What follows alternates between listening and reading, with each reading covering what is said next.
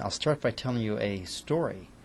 Happens to be, in this case, a true story dating back to about 1947.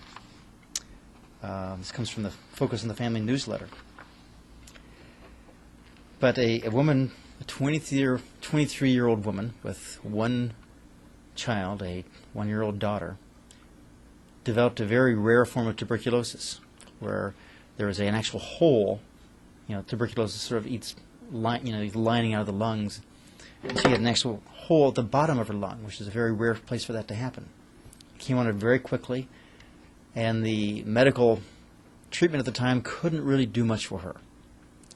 So she was in this sanitarium, had apparently a very radiant smile and a very surrendered attitude about the whole thing.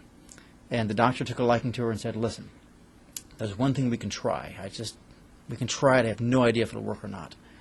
But says we need to push the diaphragm of your diaphragm, the muscle, up, and that'll pinch the lung together so it can heal."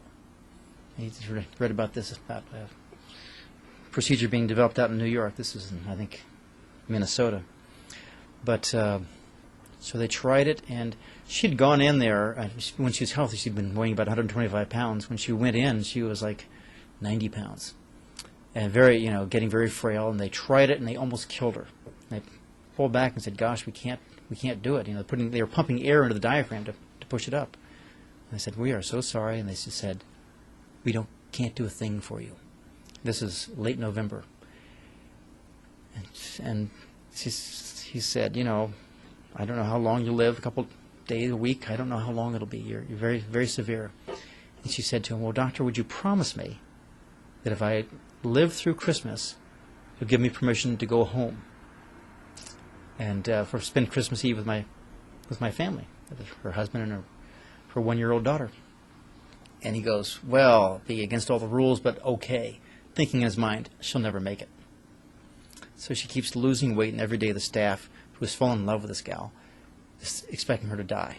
But she just hangs on, and Christmas Eve comes, and the doctor doesn't want to let her go, but he's promised, and he sends her home, with a mask on, so she can't. And they said, "If you ever talk to anybody, you have to be wearing the mask," and this and that. But anyway, she goes home. She wants to spend Christmas Eve with her family, and does, and comes back the next morning, and continues to sort of like waste away.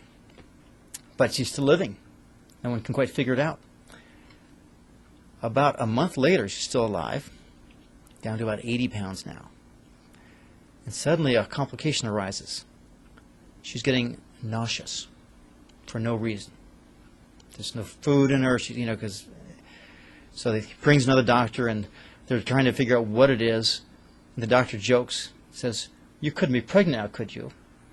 And she turns her head and blushes. They go, "What?" And they test her, and she's pregnant.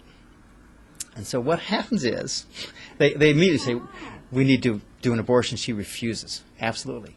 But what happens is, the baby starts to grow, pushes the diaphragm up, the lung heals, and she recovers.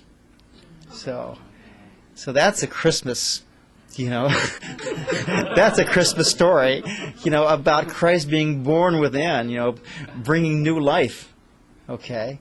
And I just thought, gosh, we have this image that the only way we have a born-again experience is this wild conversion experience where, we fall to the ground and say, "All right, God, you're so great, you got me." Okay? It's just sort of like the sense of it in the culture we have here. And what I'd like to impress upon all of us is that does happen to people, and it's very real, and it's very wonderful.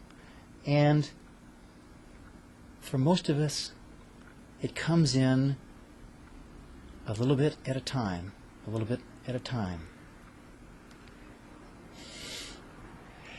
So it's sort of like that story of the kingdom of heaven, where Jesus says the farmer plants a seed and doesn't know how it happens, but little bit by little bit, the grain comes up until finally you have a fully matured head of corn.